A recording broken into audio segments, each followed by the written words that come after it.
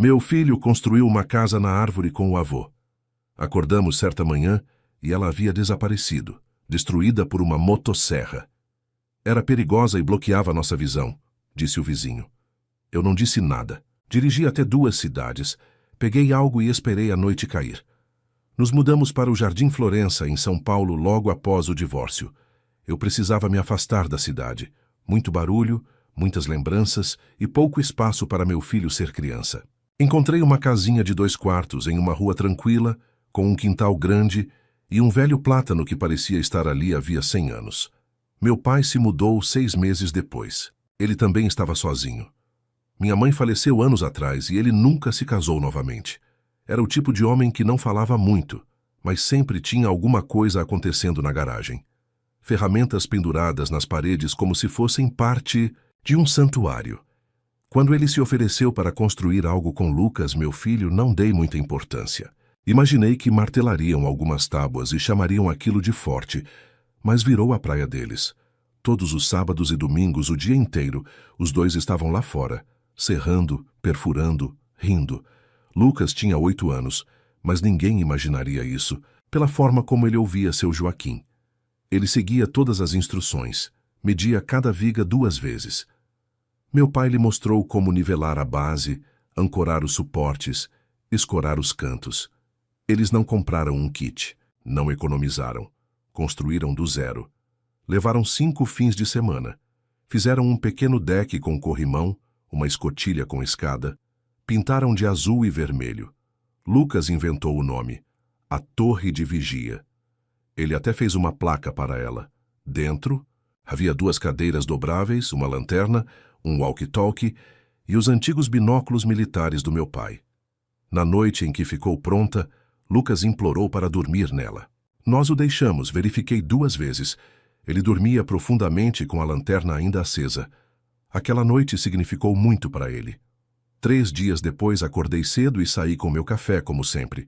Foi quando a vi, desaparecida, não desmontada com cuidado, destruída, despedaçada, pedaços de madeira pintada espalhados por toda parte, lascas sobre a grama. O deck estava destruído, a escada havia sumido, e a árvore, o sicômoro, tinha cortes profundos na base, onde alguém havia serrado parte do tronco com uma motosserra. Parecia que uma tempestade a havia atingido, mas o céu estivera limpo a noite inteira. Eu ainda estava tentando processar tudo quando ouvi uma voz atrás de mim. Era perigosa e bloqueava nossa visão. Virei-me. Era nosso vizinho, o Sr. Arnaldo Cunha. Ele estava parado na entrada da garagem como se nada estivesse errado. Usava calça caque e camisa social como sempre, sem um fio de cabelo fora do lugar. Sua esposa, Dona Lúcia Cunha, estava atrás dele segurando seu cachorrinho. A princípio não disse nada. Não conseguia. Minha mente congelou. Tudo o que consegui fazer foi encará-lo. Você deveria ter tirado uma licença, disse ele. Aquela coisa era um problema. Sem falar na monstruosidade. Então ele se virou e voltou para dentro. Fiquei parado por um bom tempo. Meu café esfriou na minha mão. Aquela casa na árvore não era só um brinquedo de criança. Foi a única coisa que meu filho e o avô construíram juntos. Foram horas de trabalho duro. Era algo que significava alguma coisa. E Arnaldo mandou destruir. Eu não gritei, não chamei a polícia. Eu sabia como esse tipo de coisa acontece em um lugar como este. Ele tinha dinheiro e amigos na associação de moradores. Mesmo que eu registrasse uma queixa, nada aconteceria. Eles apenas diriam que o problema estava na divisa da propriedade dele ou algo assim. Então voltei para dentro. Sentei-me à mesa da cozinha, levantei-me, peguei minhas chaves e fui embora. Dirigi por 2 cidades até encontrar alguém que eu conhecia. Um sujeito com quem não falava havia anos. Não éramos próximos, mas tínhamos uma história em comum. Eu o ajudei uma vez. Agora era a vez dele. Voltei com algo no porta-malas. Era pesado, coberto por uma lona.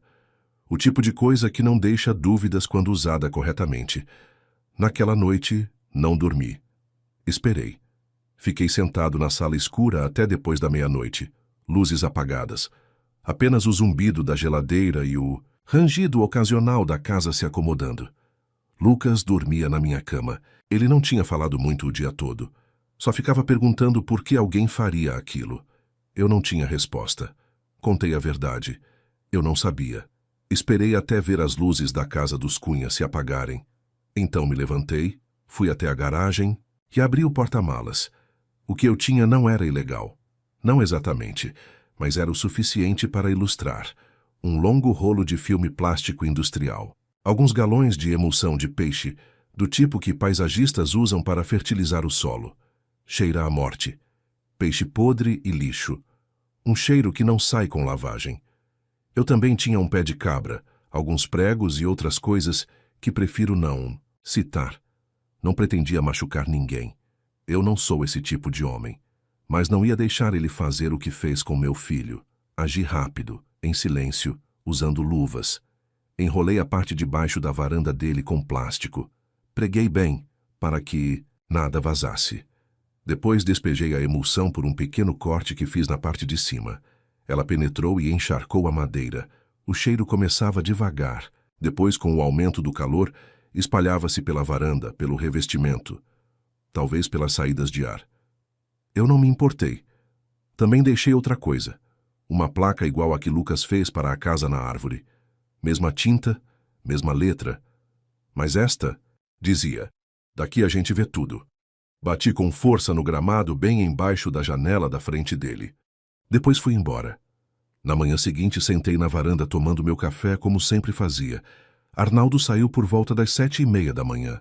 Vi o momento exato em que notou a placa. Depois ele sentiu o cheiro. Começou a gritar por Dona Lúcia. Ela saiu engasgando. Ele ligou para alguém andando em círculos, gritando. Eu não disse uma palavra. 2 dias depois, uma empresa de limpeza apareceu. Usavam máscaras. No terceiro dia, estavam arrancando as tábuas da varanda. Ouvi Arnaldo discutindo com o empreiteiro. Algo sobre o cheiro ter penetrado o isolamento. Pensei que seria o fim da história, mas não foi. Na semana seguinte, cheguei em casa do trabalho e vi a polícia à minha porta. Havia 2 policiais, um uniformizado e outro à paisana. Não eram agressivos, mas também não eram amigáveis. Perguntaram se eu tinha um momento para conversar lá dentro. Eu disse, claro. Lucas estava na escola. Meu pai tinha saído para fazer compras. Eles entraram e olharam ao redor bem devagar. O agente Leonardo perguntou se eu tinha tido algum problema com meu vizinho ultimamente. Dei de ombros e disse que não éramos exatamente próximos. Então ele pegou o celular e me mostrou uma foto. Era a placa, aquela que eu deixei no quintal da casa dos Cunha. Seu filho fez isso? Ele perguntou. Eu não respondi. Apenas olhei para a foto. Ele esperou. Eu fiz a original com ele. Eu disse, para a casa na árvore. E você colocou uma assim recentemente no gramado do seu vizinho? Olhei nos olhos dele e disse, não, ele não forçou a barra. Mas então o cabo Ricardo disse, o senhor Arnaldo Cunha alega que você vandalizou a propriedade dele com materiais perigosos. Ele está registrando um boletim de ocorrência. Quer dizer alguma coisa sobre isso? Fiquei quieto. Não ia mentir, mas também não ia confessar. Eles foram embora sem me prender, sem mandado, sem acusações. Apenas um aviso de que se algo mais acontecesse, eu seria investigado mais de perto. Naquela noite encontrei meu pai sentado na varanda dos fundos. Ele não disse nada, apenas acendeu um cigarro. Algo que não fazia há anos. Eu sei que foi você, disse ele após um longo silêncio. Eu não respondi. Ele expirou lentamente. Você acha que está ajudando ele, mas não está. Esse tipo de coisa gruda na criança. A raiva, o silêncio, não desaparecem. Assenti, mesmo discordando. Então ele disse algo que realmente me tocou. Você está se tornando o tipo de homem que costumava odiar. Isso ficou na minha cabeça por dias. Comecei a pensar, talvez eu devesse ter deixado para lá. Talvez eu tenha ido longe demais. Foi aí que aconteceu de novo. Não comigo, com outra pessoa. 2 casas adiante, os Ribeiros tinham um balanço no quintal para os netos. Nada grande, apenas um balanço de madeira em formato de A, com 2 assentos e um pequeno escorregador. Certa manhã, eles acordaram e o balanço tinha sumido. A mesma coisa, cortado completamente em pedaços. Ninguém ouviu nada. Dona Célia Ribeiro chorava na entrada da garagem. O senhor Alfredo Ribeiro gritava ao telefone, como eu fizera antes. Foi aí que me dei conta. Não se tratava apenas da nossa casa na árvore. O senhor Cunha fazia isso com qualquer um de quem não gostasse. No segundo em que vi os destroços do balanço, algo em mim estalou. Não era algo isolado. Não era só um velho rabugento irritado com barulho ou limites de propriedade. Era controle. O senhor Cunha queria que todos naquela rua vivessem sob suas regras, sem barulho, sem risadas de crianças, sem lembretes de que havia vida do lado, de fora da janela dele. Fui direto para a entrada da casa dos Ribeiros. O senhor Alfredo estava tentando levantar uma das vigas quebradas, mas ele está na casa dos 70 anos. Ajudei-o a carregá-la de volta para perto do galpão. Suas mãos tremiam. Não pedimos permissão, murmurou. Disse que atrapalhávamos a vista. Era para os nossos netos. Eles têm 5 e 7 anos. Naquela noite, convoquei uma reunião. 7 vizinhos compareceram. 2 famílias com crianças pequenas, um jovem casal, os Ribeiros, e uma mãe solteira do outro lado da rua. Todos tinham uma história. Cachorros latindo, cartas de advertência, visitas de fiscalização, reclamações anônimas à associação de moradores. Tudo levava de volta ao senhor Cunha. Ele registrava reclamações sobre barulho, reclamava das cores da tinta e até multava alguém por estacionar o carro muito perto do meio-fio. E o pior, ninguém jamais o enfrentava. Ele sabia como manter a situação dentro da lei o suficiente para evitar problemas de verdade. E as pessoas ali não gostavam de conflitos. Elas só queriam viver em paz. Mas nós não vivíamos em paz. Vivíamos com medo.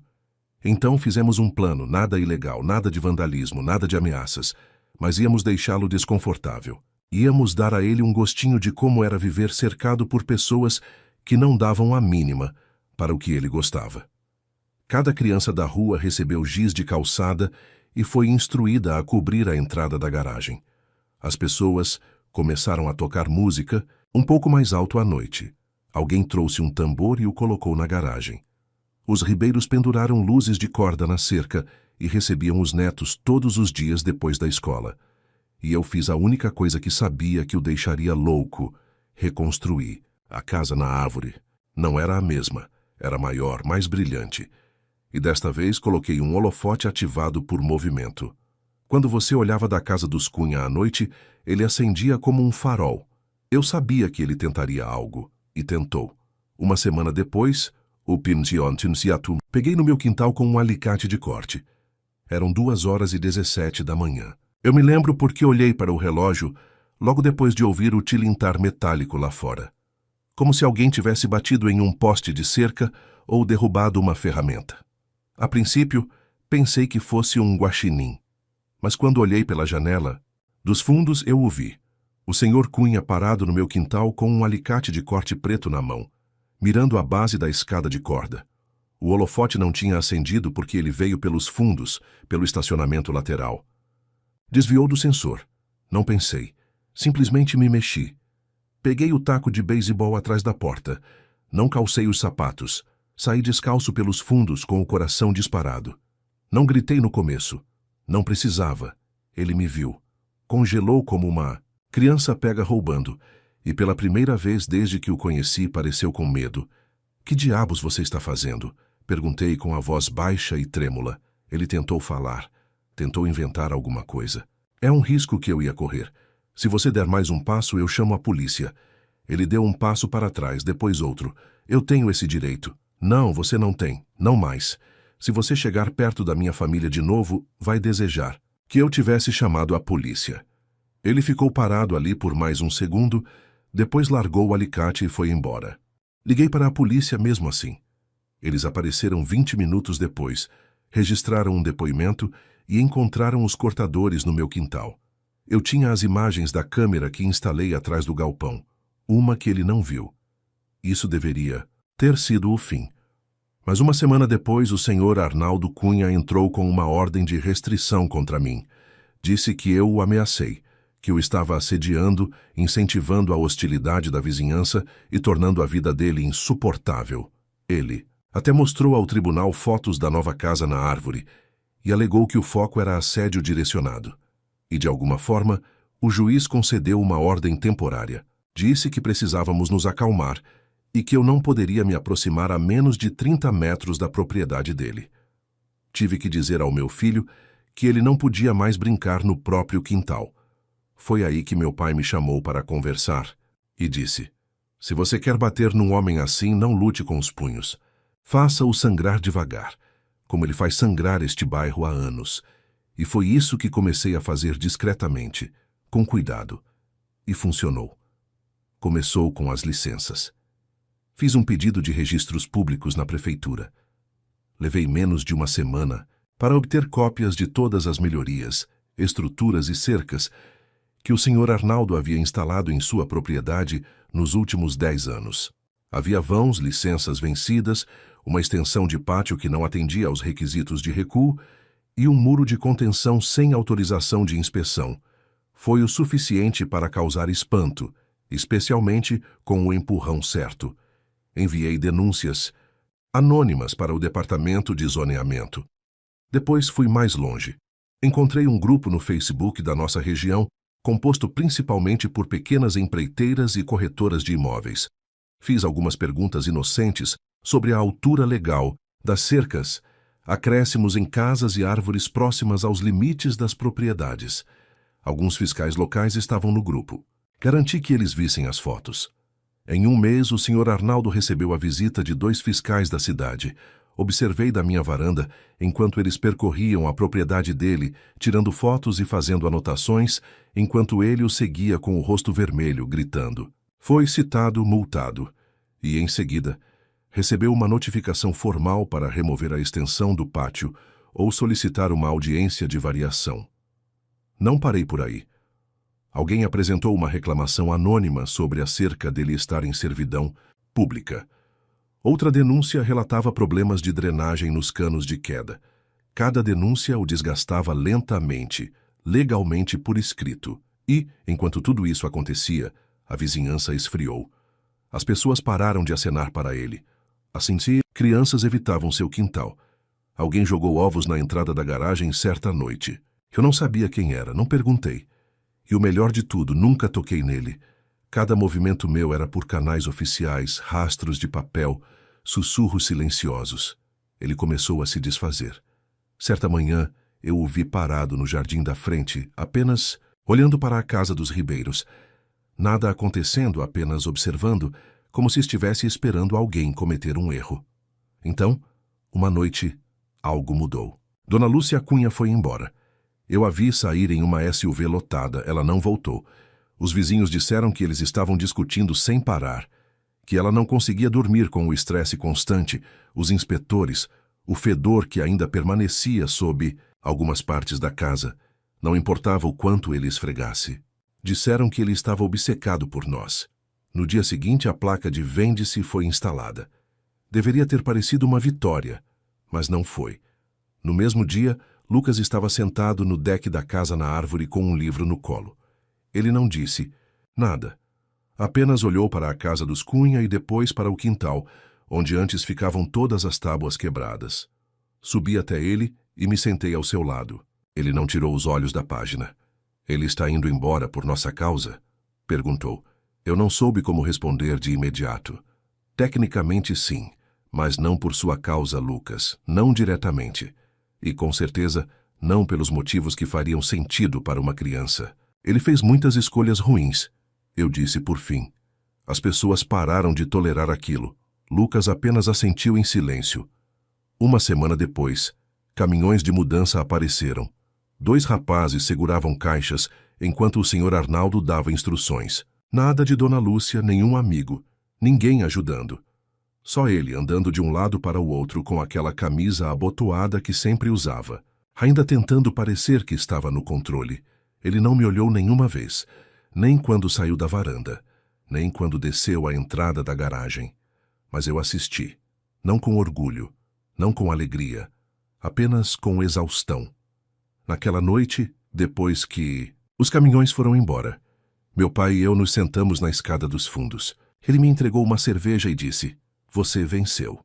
Não respondi, porque já não tinha mais certeza do que significava vencer.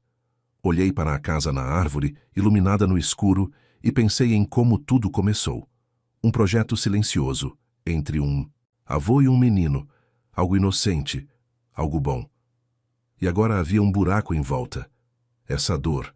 Tudo porque um homem não suportava o som de crianças rindo. Às vezes, me pergunto se Lucas se lembrará da casa na árvore, ou se vai se lembrar do homem que a derrubou, e do pai que silenciosamente garantiu que ele nunca mais fizesse aquilo. De qualquer forma, não contei tudo a ele, e talvez nunca conte, mas, quando o vejo sentado lá em cima agora, com as pernas balançando na beirada, olhando para o bairro como se finalmente lhe pertencesse novamente, penso: nunca deveria ter sido preciso tanto para se sentir seguro no próprio quintal. Agora me diz, você acha que o pai foi longe demais ou apenas fez justiça com as próprias mãos? E se fosse você no lugar dele, o que faria? Escreve aqui nos comentários, eu quero muito saber. Se você gostou do vídeo, clica em curtir e se inscreve no canal também. Assim você não perde nenhuma história emocionante. E não esquece, deixa também o seu comentário com uma classificação de 1 a 10 para mostrar o quanto você gostou, porque assim eu consigo trazer mais vídeos que sejam interessantes para você. Assista também ao vídeo que agora está aparecendo na sua tela. Até breve. Decidi apoiar meu marido. Toda semana, ele ia até a casa dos pais para ajudar nas tarefas e levar minhas conservas caseiras. Um dia, quis surpreendê-los e entregar a comida eu mesma, sem avisar ninguém. Ao me aproximar da casa, fiquei paralisada ao ver que Lorena amava a ordem. Nessa previsibilidade, ela encontrava conforto, um refúgio tranquilo onde podia se abrigar das tempestades do mundo exterior. Seu apartamento, com estantes repletas de clássicos da literatura e o aroma de pão fresco refletia seu amor por harmonia e estrutura. Ela lecionava literatura na universidade, imergindo nos mundos de Tolstói e Dostoiévski, encontrando respostas para as eternas questões da vida em suas obras. André, seu marido, era seu completo oposto. Um engenheiro, um homem das ciências exatas. Ele vivia em um mundo de projetos e cálculos. Mas essa diferença não os separava. Pelo contrário, os complementava. Lorena valorizava sua confiabilidade, sua capacidade de resolver problemas e seu cuidado silencioso, porém sincero.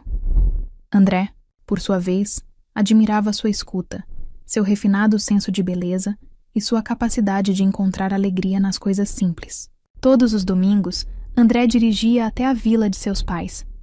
Era um ritual tácito, parte da vida em comum. Ele ajudava nas tarefas domésticas, consertava cercas e cuidava do jardim. Lorena sempre lhe preparava uma sacola de comida. Potes de picles caseiros, sopa, costeletas e tortas. Ela sabia que os pais de André adoravam sua comida e sentia alegria em fazer algo gentil por eles. André voltava à noite, um pouco cansado, mas satisfeito. Ele contava a ela sobre seus pais, as fofocas da vila e o tempo. Lorena ouvia, concordava com a cabeça e fazia perguntas. Essas viagens de domingo eram como uma pequena jornada a outro mundo para eles, um mundo de silêncio, paz e prazeres simples. Lorena observava o marido. Ultimamente ele parecia preocupado, não que estivesse menos atento a ela. Não, ele ainda lhe trazia café pela manhã. Perguntava sobre seu dia e lia poesias para ela antes de dormir. Mas havia uma sombra em seus olhos, algo não dito. Ele frequentemente olhava pela janela, como se esperasse por algo ou alguém. Ela atribuiu isso ao cansaço ou ao estresse do trabalho. André estava envolvido em um projeto importante, e ela sabia que isso o esgotava. Tentou cercá-lo de carinho e atenção, esperando que isso o ajudasse a superar suas dificuldades. Numa manhã de sábado, Lorena acordou com uma sensação incomum, uma vontade de surpreendê-lo. Decidiu dirigir até a casa dos pais dele sozinha, sem avisar. Queria vê-los, respirar o ar fresco e escapar da agitação da cidade enquanto André estava ocupado com o trabalho. Ela saiu da cama, foi até a cozinha e abriu a geladeira. Havia potes de picles que ela havia feito na semana anterior. Ela os tirou, colocou-os sobre a mesa e começou a preparar uma mala. acrescentou algumas tortas de maçã e linguiça caseira. Sabia que os pais de André adoravam essas guloseimas. Sempre ficavam encantados com suas visitas, elogiando sua culinária e perguntando sobre seu trabalho. Lorena imaginou a chegada, os rostos surpresos e felizes. Sorriu. Ela adorava fazer surpresas. Adorava ver a alegria nos olhos dos outros. Vestiu-se, colocando uma calça jeans confortável e um casaco quente, e olhou pela janela. Estava ensolarado, mas frio lá fora. Decidiu usar um cachecol também. Pegou a sacola de comida, as chaves do carro e saiu. O velho Neva deles estava estacionado na entrada. Lorena abriu o porta-malas e encheu a sacola com cuidado, certificando-se de que nada quebraria. Assim que terminou, sentou-se ao volante e ligou o carro. O motor rugiu e o Neva arrancou. Lorena saiu da cidade, seguindo pela rodovia em direção à vila. Dirigia calmamente, sem pressa, apreciando a paisagem lá fora. Campos, florestas, rios. Tudo lhe parecia tão lindo e sereno. A viagem até a vila levou cerca de 2 horas. Lorena ligou o rádio e cantou junto com as músicas. Sentia-se feliz e livre. Ao longo do caminho, imaginou como surpreenderia os pais de André, antecipando seus rostos alegres e os elogios à comida. Relembrou trechos de conversas e piadas que compartilhavam nos almoços de domingo. Alguns anos antes, essas viagens sempre pareceram uma parte importante da vida familiar, um pequeno ritual que fortalecia os laços entre gerações. Ela dirigiu pela estrada familiar, apreciando a paisagem outonal. As árvores estavam enfeitadas de dourado e o sol filtrava-se pelas folhas, lançando padrões intrincados no asfalto. Lorena ligou o rádio para uma música clássica suave, criando uma atmosfera de paz e tranquilidade. Sentia que aquele dia seria especial, repleto de calor e amor. Jamais poderia imaginar a tempestade de emoções que a aguardava. Ao se aproximar da vila, seu coração batia mais rápido. Entrou em uma estrada de terra que levava à casa dos pais de André. Embora não estivesse lá há algum tempo, reconheceu a casa imediatamente. Uma pequena casa de madeira, com janelas esculpidas e um jardim florido. Lorena estacionou o carro perto do portão e saiu, ansiosa pelo reencontro. Mas o que viu a fez congelar. Na varanda, estava André com uma mulher desconhecida. Em seus braços havia uma criança, um garotinho de não mais de 5 anos. André lhe dizia algo, e ela sorriu em resposta. Não se tratava apenas de um encontro amigável. Era algo muito mais profundo. Havia intimidade, calor e ternura na interação deles. Algo que Lorena não via nos olhos de André quando ele a olhava ultimamente. Ela sentiu o chão escorregar sob seus pés. Sua cabeça zumbia e sua visão escureceu. Tentou dar um passo à frente para chamar André, mas não conseguiu. Sua voz ficou presa na garganta. Ela ficou paralisada, incapaz de acreditar no que estava vendo. Naquele momento, o menino se libertou dos braços da mulher e correu até André. Ele o abraçou pelas pernas e disse algo, olhando para ele. André se agachou e retribuiu o abraço, bagunçando seus cabelos delicadamente. Naquele instante, Lorena viu amor e ternura nos olhos de André. Sentimentos que nunca haviam sido direcionados a ela. Chocada, Lorena cambaleou para trás. Ela percebeu que não se tratava de um encontro casual ou de um caso passageiro. Era a outra vida de André, escondida dela, um segredo cuidadosamente guardado. Uma mulher, uma criança. Esta era sua outra família. Incapaz de assistir por mais tempo, Lorena correu de volta para o carro. Bateu a porta e ligou o motor. Suas mãos tremiam e as lágrimas turvavam sua visão. Ela deu meia volta com o carro e voltou para a estrada, sem saber para onde estava indo ou o que fazer. Dirigia às cegas, com lágrimas escorrendo pelo rosto. Um pensamento pulsava em sua mente. Como ele pôde? Como ele pôde fazer isso comigo? Sentia-se traída, enganada e completamente destruída. Tudo em que acreditava, toda a sua vida feliz, ruiu em um instante. Ela se lembrou do primeiro encontro deles, do casamento, dos planos para o futuro. Tudo parecia uma mentira agora, uma farsa. Perguntava-se quando tudo aquilo havia começado. Quando André começara a viver uma vida dupla. Teria sido tão cega a ponto de não perceber nada? Aos poucos, o choque começou a desaparecer, dando lugar à mágoa e à raiva. Lorena sentiu a raiva fervilhar dentro de si. Queria voltar atrás, confrontar André e dizer-lhe exatamente o que pensava dele. Mas ao mesmo tempo, tinha medo. Medo de ouvir a verdade. Medo de que todas as suas suspeitas se confirmassem. Memórias passaram por sua mente. Momentos que antes pareciam insignificantes, mas agora ganhavam um novo significado. Suas frequentes idas à casa dos pais, seus retornos tardios, seu recente distanciamento.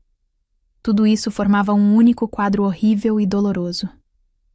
Lorena parou no acostamento e escondeu o rosto entre as mãos.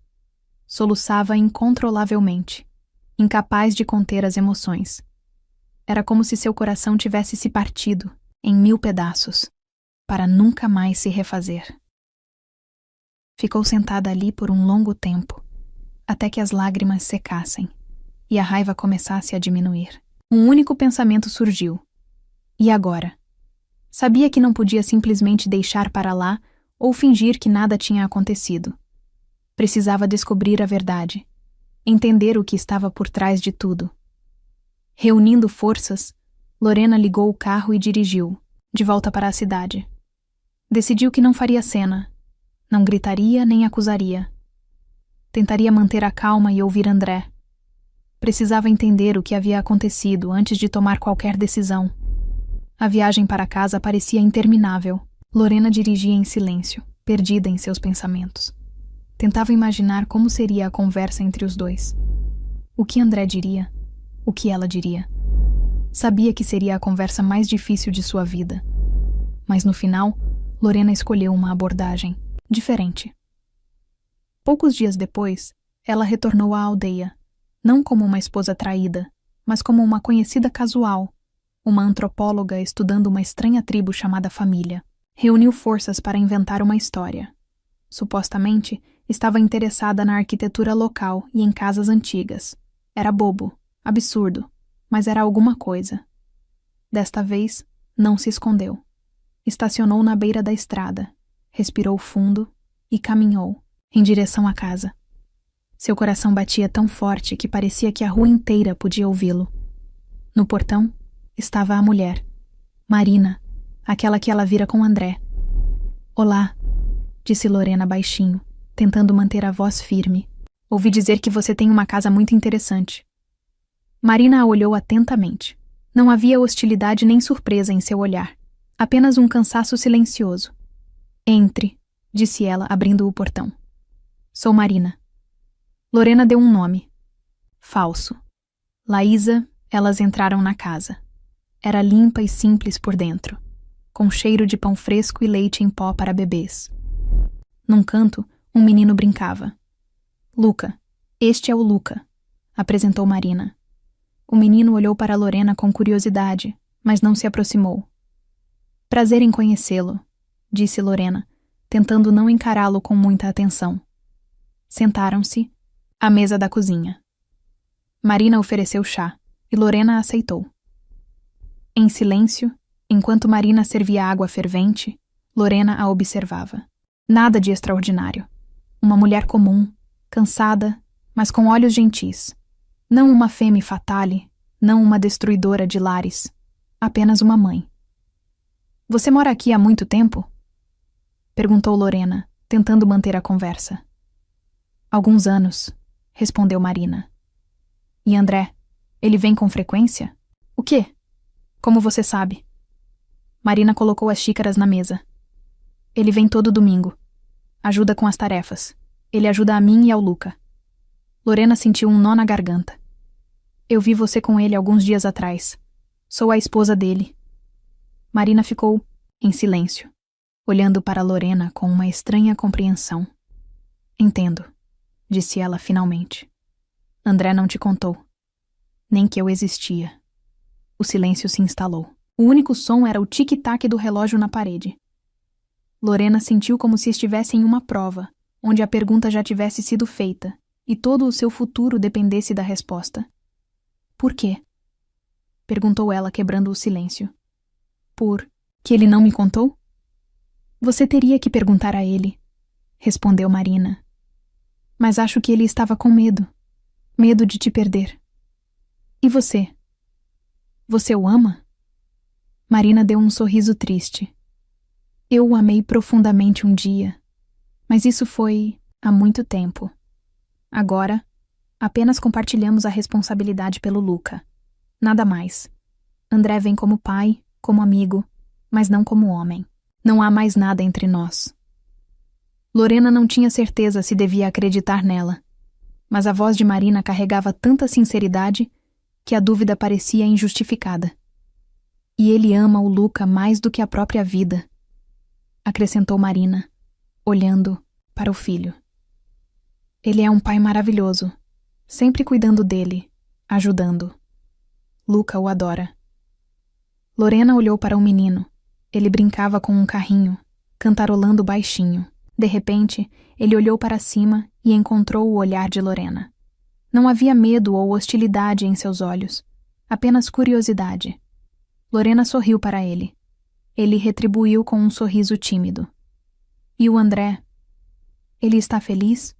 Perguntou Lorena, desviando o olhar. Marina suspirou. Não sei. É difícil para ele. Ele está dividido entre duas vidas. Quer ser honesto, mas não consegue. Tem medo de te machucar.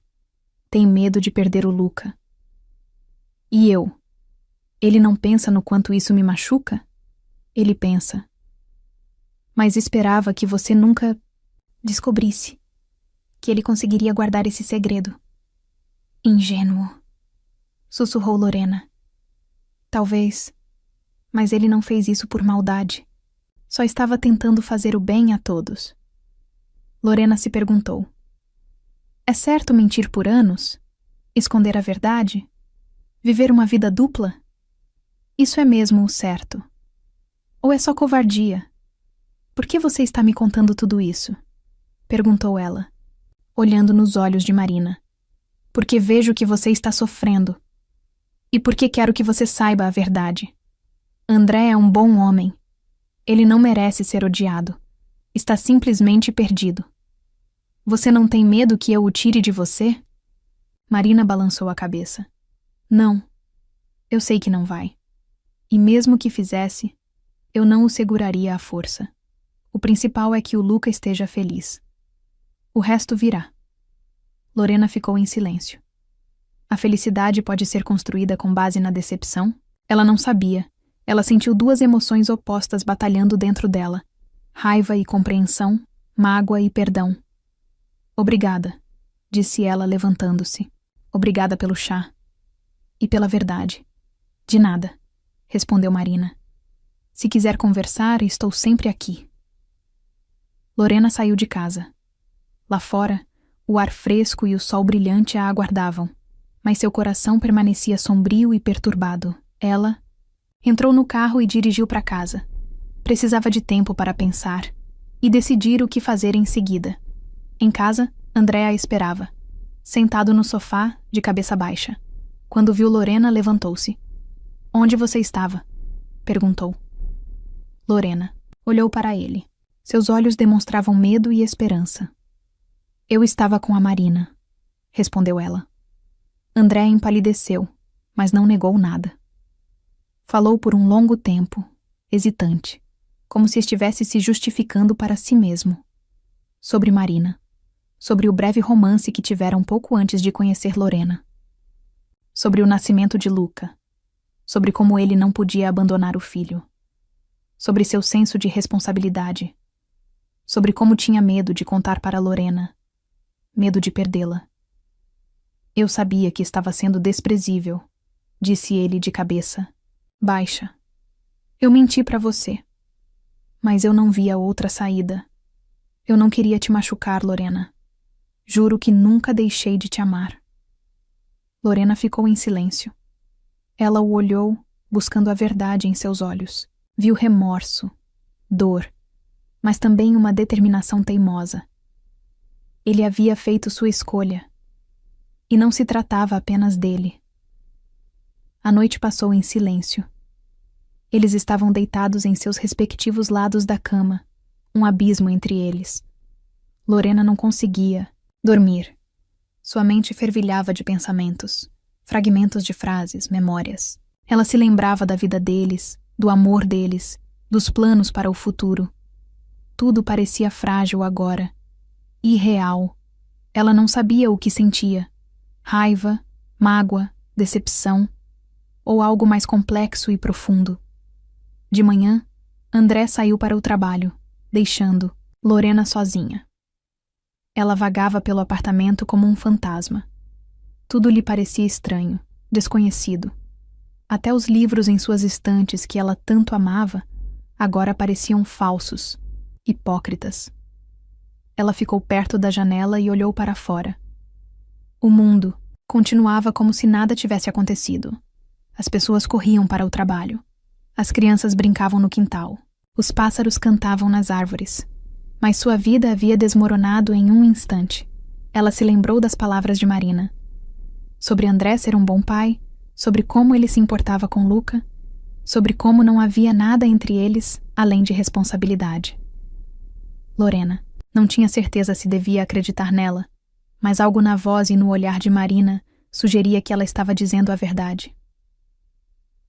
Lorena sabia que precisava de tempo. Tempo para pensar, para tomar uma decisão. Ela não podia simplesmente perdoar André, mas também não podia simplesmente deixá-lo. Muita coisa os prendia. Muito havia sido investido no relacionamento deles. No dia seguinte, Lorena disse a André que precisava ir embora. Precisava ficar sozinha para pensar nas coisas. André não tentou impedi-la. Ele entendia que ela tinha esse direito. Lorena foi para uma aldeia diferente, não para a casa dos pais de André, mas para uma antiga casa que possuía. Passou vários dias lá, caminhando pela floresta, lendo livros, refletindo sobre sua vida. Lembrou-se do primeiro encontro deles, do casamento, dos primeiros anos juntos. Tudo tinha sido tão bom, tão tranquilo, tão confiável. Será que tudo aquilo era mentira? Será que André tinha vivido uma vida dupla todos esses anos? Lorena não conseguia acreditar. Ela sabia que André era um homem honesto e decente. Como ele pôde fazer isso com ela? Mas então ela se lembrou das palavras de Marina sobre como André não queria machucá-la, como ele temia perdê-la, como ele fez tudo por Luca. E Lorena começou a entender. Percebeu que André não a havia traído no sentido tradicional. Ele não estava buscando emoções paralelas. Estava simplesmente cumprindo seu dever de pai. Mas isso não tornava suas ações menos dolorosas. Ele ainda a havia traído, enganado e negado a ela o direito de saber a verdade. Lorena sabia que precisava decidir o que fazer a seguir. Ela poderia deixar André e começar uma nova vida. Poderia tentar perdoá-lo e viver como se nada tivesse acontecido. Ou poderia tentar entendê-lo, entender o que o levou a fazer aquela escolha, entender como ele havia convivido com aquele fardo todos aqueles anos. Ela sabia que não seria fácil. Teria que superar seu orgulho, sua dor, sua mágoa. Teria que aceitar que André não era perfeito, que tinha fraquezas, defeitos e segredos. Mas se realmente quisesse salvar a família, se realmente amasse André, teria que fazer isso. Certa manhã, Lorena acordou com uma decisão firme. Ela sabia o que tinha que fazer. Arrumou suas coisas e voltou para a cidade. André estava esperando por ela. Sentou-se no sofá, de cabeça baixa. Quando Lorena entrou, ele olhou para cima. Seus olhos continham tanta dor e esperança que o coração de Lorena doeu. "Eu sei de tudo", disse Lorena. "Eu entendo." André ficou em silêncio, esperando que ela continuasse. "Eu decidi", disse Lorena. "Eu vou ficar." André se levantou e se aproximou dela. Ele a abraçou com força. "Obrigado", sussurrou ele. "Obrigado por tudo." Lorena se afastou. "Mas isso não significa que eu tenha esquecido", disse ela. "Não significa que eu tenha perdoado. Precisaremos nos esforçar para reconstruir a confiança. Precisaremos aprender a viver de forma diferente. André assentiu. Ele sabia que ela estava certa. Estou pronto para tudo, disse ele. Contanto que você esteja ao meu lado. Lorena sorriu. Então vamos, disse ela. Para a aldeia, André. Olhou para ela surpreso. Para Marina e Luca? Ele perguntou. Sim, respondeu Lorena. Quero conhecê-los. André ficou em silêncio por um momento. Depois assentiu. Tudo bem, disse ele. Vamos. Na manhã seguinte, Lorena e André dirigiram até a aldeia. Lorena tinha um saco de doces caseiros no porta-malas, preparados especialmente para Marina e Luca. Ela queria mostrar a eles que não guardava rancor, que estava pronta para aceitá-los em sua vida. Ao se aproximarem da casa de Marina, Lorena ficou nervosa. Não sabia como seria recebida ou o que dizer. Marina saiu de casa e sorriu para Lorena. Eu sabia que você viria, disse ela. Luca correu e se escondeu atrás de Marina, olhando para Lorena com curiosidade. Esta é Lorena, disse Marina para Luca. Ela é a esposa do André. Luca espiou por trás de Marina e olhou para Lorena. Então ele sorriu. Oi, disse ele. Lorena sorriu de volta. Oi, Luca, disse ela. Trouxe um doce para você. Ela abriu o porta-malas, tirou o saco de doces e o entregou para Marina. Isto é para você, disse ela. Espero que goste. Marina pegou a sacola e agradeceu. Entre, disse ela. Vou colocar a chaleira no fogo. Lorena e André entraram na casa. Luca os seguiu. Sentaram-se à mesa, tomando chá e conversando sobre tudo e nada. O tempo, as crianças, a vida. Lorena se sentiu estranha. Por um lado, estava inquieta e desconfortável. Por outro lado, sentiu uma sensação de alívio. Sentiu que estava fazendo a escolha certa. Agora me diz, você perdoaria alguém que levou uma vida dupla por anos só para proteger você da verdade? E você acredita ser possível reconstruir um relacionamento depois de uma traição tão profunda, ou o amor morre ali? Escreve aqui nos comentários, de 0 a 10, qual a sua nota para essa história. Quero muito saber. Se você gostou do vídeo, já clica em gostei e não se esquece de se inscrever no canal. Assim você não perde nenhuma. História emocionante que postamos diariamente aqui no canal. Um beijo e até breve.